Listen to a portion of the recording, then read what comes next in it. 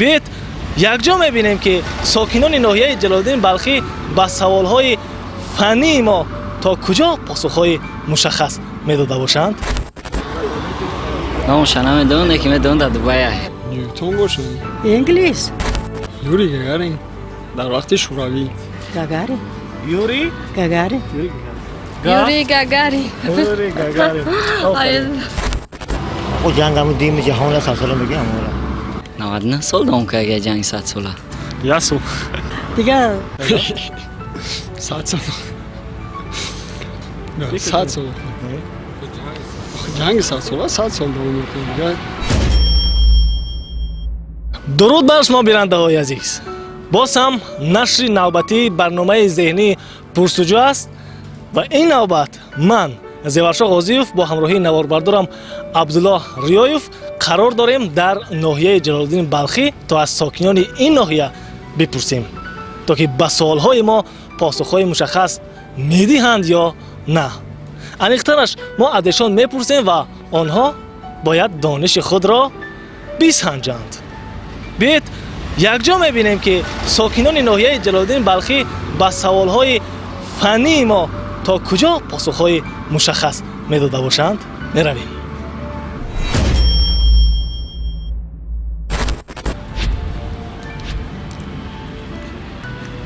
چشم.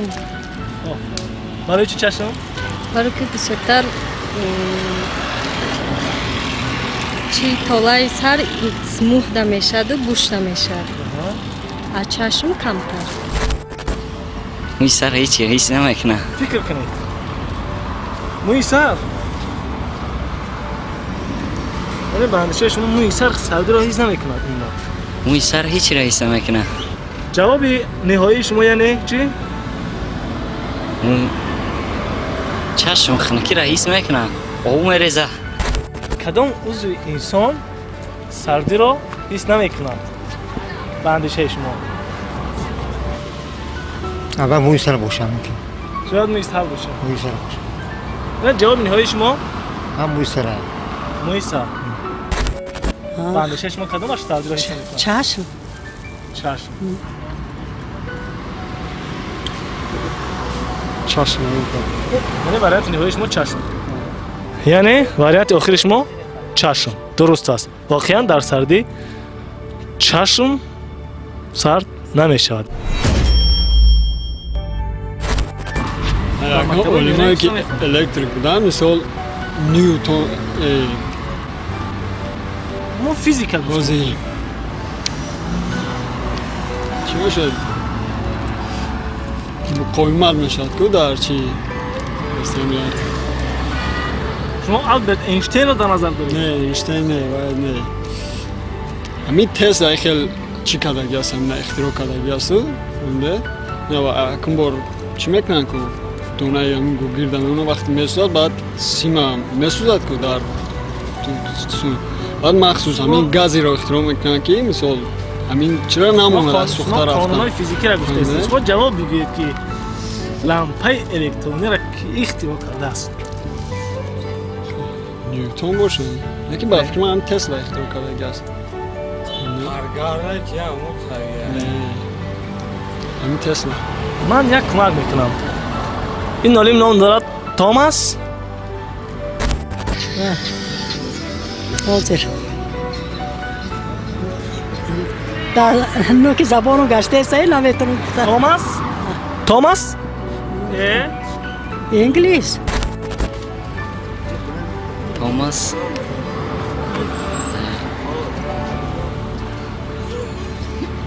توماس؟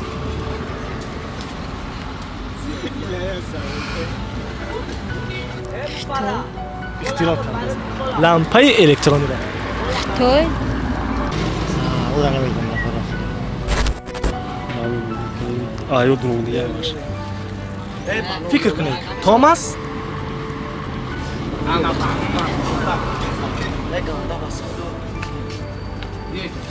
توماس ادیسون است.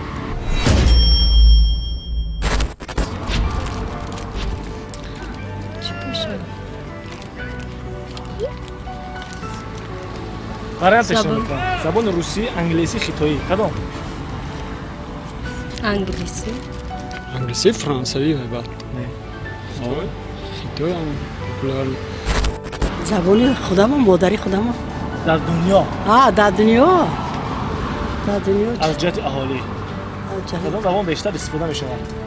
روسی زبان روسی яъне боз давлатҳое ҳаст ки аҳолияшон 100 миллион 200 миллион 1 миллиард аст. ман ба шумо кӯмак карда истодам. яъне аз ҳама бештар мантиқӣ фикр кунед ки кадом забона мардум бисёртар истифода мебурдааст. забон русиро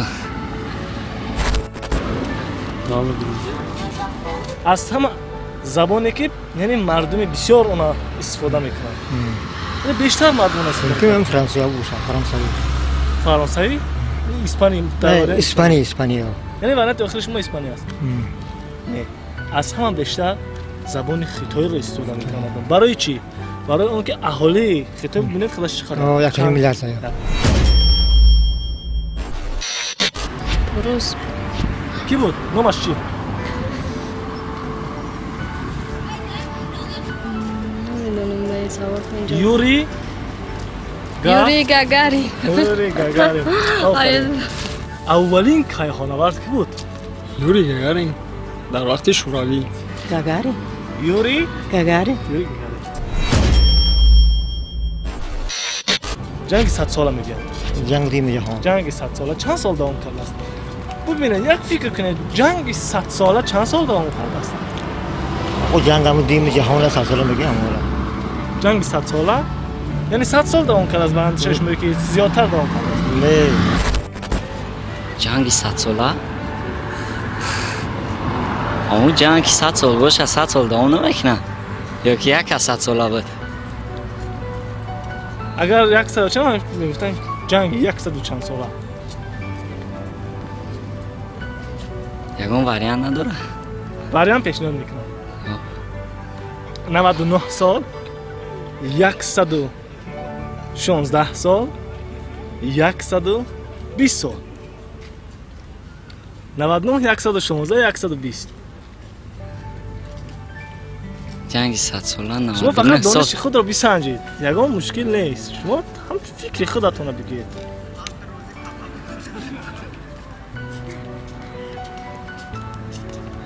«99 сол давом кард ҷанги 100 сола. яъне ҷанги 100 сола 99 сол. 99 сол давом карда. чӣ хел мешавад ҷанги 100 сола 99 сол давом мекарда? ясу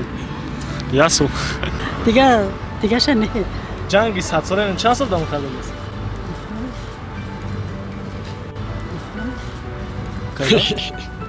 ساعت سال نه 100 سال جنگ 100 سال 100 سال دوام میکنه. ин дар таърих мафҳум аст ки ҷанги 100 сола мегӯянд. вай 100 сол нест яъне. вай 100 сол давом накардааст. бисёртар давом кардааст. هم 100 سال وارنت ما هم 100 سال варианти дуруст 116 сол давом кардааст.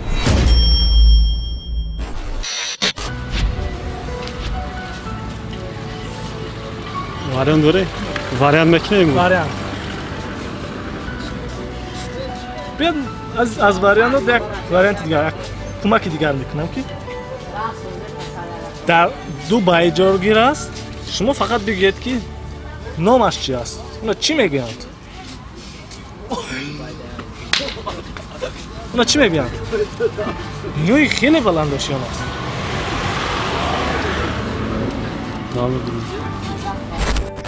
бинои баландошиёнае ки дар дунё вай эътироф шудааст. дар кадом шаҳр ҷойгир аст? дар душанбе. бинои баландошиён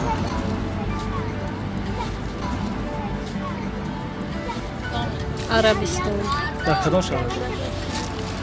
шаҳри намедонам. дар шаҳри дубай. шумо бигӯед ки номаш чӣ аст? номаша намедонам лекин медонам дар дубай аст. бинои баландтарин бинои аз ҳама баланд. نمیدونم ман кӯмак мекунам. дар шаҳри дубай шумо бигӯед ки ин бино чӣ ном гирифтааст? бисёр як бинои маъруф аст. як бинои баландошиёни бисёр маъруф аст. бурҷи бурҷи халиф. бинандаҳои азиз, шумо барномаи зеҳнии пурсуҷӯро тамошо кардед ки мо имрӯз аз ноҳияи Ҷалолиддин Балхӣ онро бо сокинони ин ноҳия таҳия ва манзури шумо гардонидем. умедворам ки то ҷои мақбули шумо гардид ва имрӯз сокинони ноҳияи Ҷалолиддин Балхӣ то ҷое тавонистанд ба суолҳои мо посухҳои мушаххас гуфтанд.